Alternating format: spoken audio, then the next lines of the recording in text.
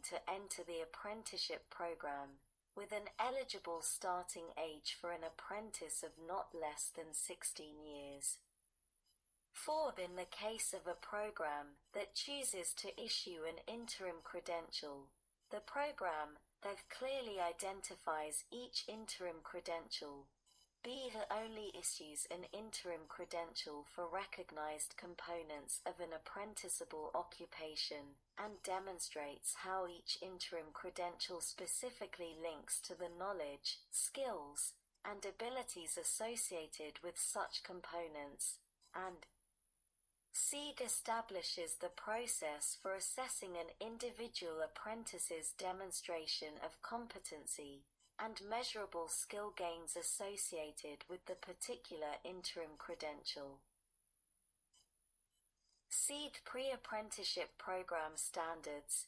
In addition to the standards described in subsection A, a pre-apprenticeship program shall meet the following standards.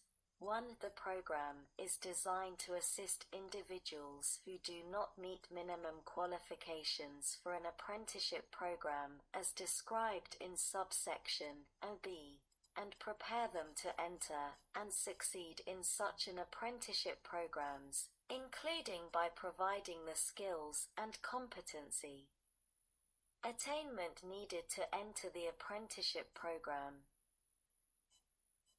2. The program is carried out by a sponsor that has a written agreement with at least one sponsor of an apprenticeship program.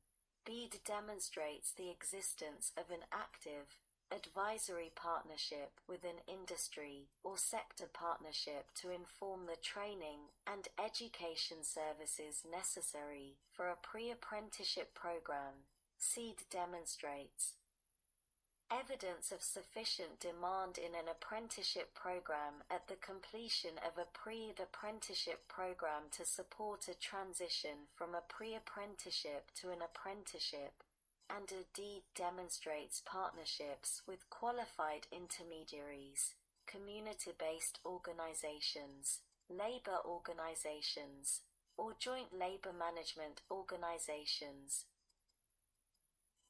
3. The program includes a written plan developed by the sponsor of the pre-apprenticeship program that is developed in consultation with the sponsor of the apprenticeship program described in paragraph 2, that provides for work-based learning and paid work-based learning to the extent practicable, in which an industry or sector partnership and a related instruction provider collaborate to provide training that will introduce participants to the skills, competencies, and materials used in one or more apprenticeable occupations. B. It is based on and aligned with national, state, regional, or local industry standards for high-skill, high-wage, or in-demand industry sectors and occupations, and the requirements of the related apprenticeship program. C. To the extent appropriate and practicable, meets the related instruction requirements as described in clauses 2 through 4 of subsection B1. C. That includes enabling an individual to attain a secondary school diploma or its recognized equivalent that enables a pre-apprentice to enter into an apprenticeship program, and D. Includes mentoring, career exposure, career planning, and career awareness activities. D. Youth Apprenticeship Program Standards.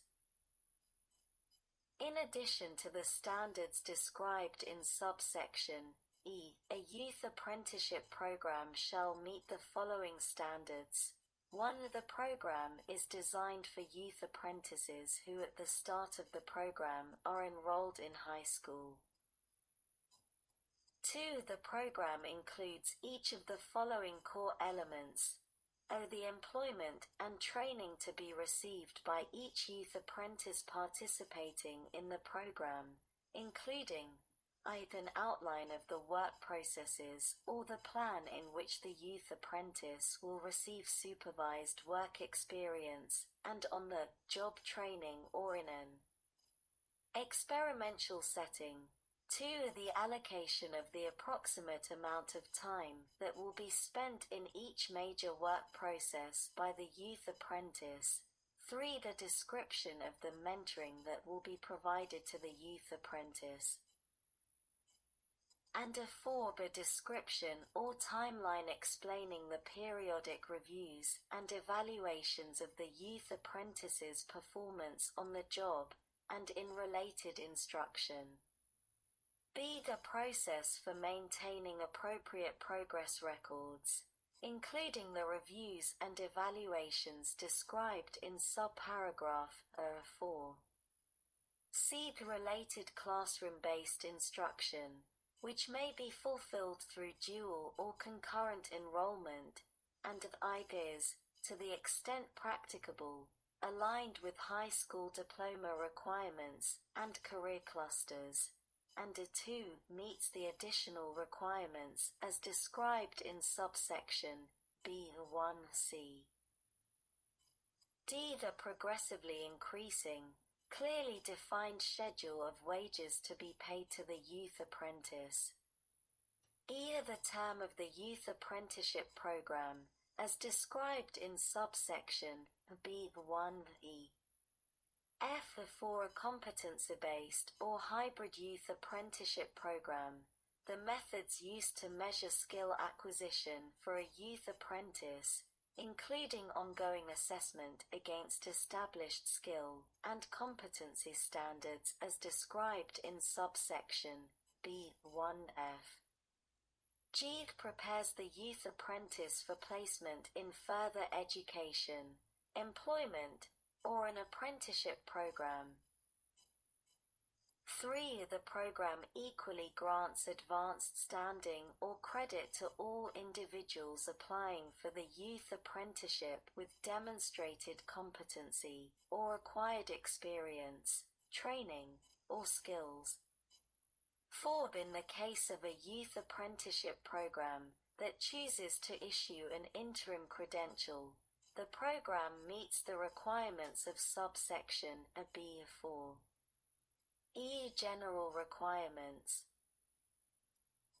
Each program under the National Apprenticeship System shall meet the following standards. 1. The program has adequate and safe equipment, environments, and facilities for training and supervision. B. Provides safety training on the job and in related instruction as applicable by the apprenticeable occupation. And C. Provides adequate training for mentors and qualified instructors on providing a safe work and training environment.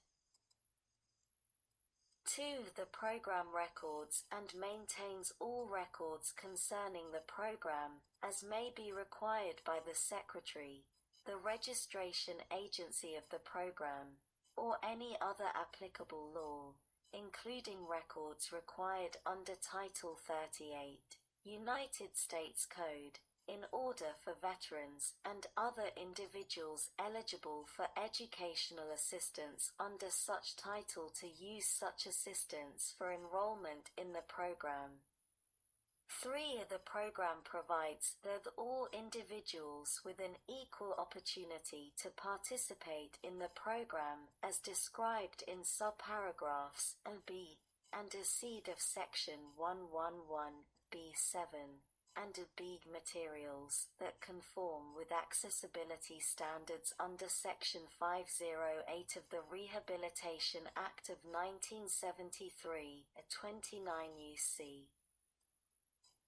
794D, such as materials that conform with the most recent Web Content Accessibility Guidelines.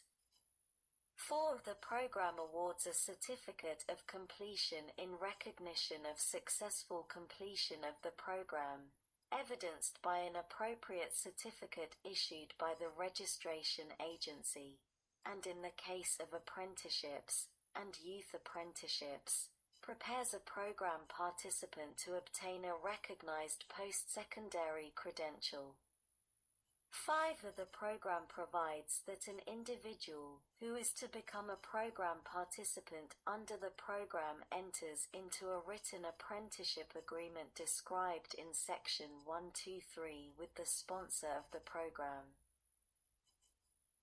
6. The numeric ratio of program participants to supervisors, such as journey workers, mentors, or on-the-job learning instructors, as applicable, are for the apprenticeable occupation, that are based on evidence-based and evidence-informed best practices for supervision, training, safety, and continuity of employment throughout the work processes of the program, job site, department, or plant, appropriate for the degree of hazard in different occupations, and consistent with provisions in collective bargaining agreements, as applicable, except if such ratios are expressly prohibited by the collective bargaining agreements.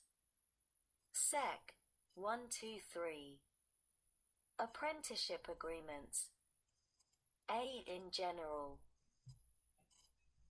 to ensure the standards described in Section 122 are applied to programs under the National Apprenticeship System, the administrator shall require a sponsor to develop an apprenticeship agreement that shall 1. Be the same for each program participant, 2. Contain the names and signatures of the program participant and the sponsor, 3. Meet the requirements of subsection A-B, and 4.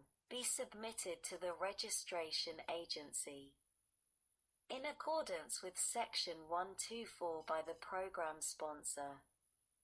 B. Standards. Each agreement under subsection A shall contain, explicitly or by reference, program standards under Section 122, including 1. In the case of an apprenticeship program, that is time-based, a statement of the number of hours to be spent by the program participant in on-the-job learning and on-the-job training in order to complete the program. B. That is competency-based. Description of the skill sets to be attained by completion of the program, including the on-the-job learning and work components. Or C. That is a hybrid model, the minimum number of hours to be spent by the program participant in on-the-job learning and work components and in related instruction, and a description of the skill sets and competences to be attained by completion of the program. 2. The number of hours and form of related instruction, including how related instruction will be compensated, whether through academic credit, wages, or both, the costs the program participant will incur for participating in the program, such as for equipment, related instruction, or assessment or licensure fees, and the recognized post-secondary credentials the program participants will be eligible to receive upon program completion. 3. The schedule of the work processes in the occupation or industry divisions in which the program participant is to be trained, and the approximate time to be spent at each process. 4. For apprenticeships or youth apprenticeships, the graduated wage scale to be paid to the apprentices, benefits offered to the apprentices, and how the wages and benefits compare to state, local, or regional wages in the related occupation, and 5. A demonstration of commitment to and compliance with subparagraphs B and a C of Section 111 of B7. Sec. 124. Registration of programs under the National Apprenticeship System. A. Program Registration Application. in order to bring together employers and labor for the formulation of programs under the National Apprenticeship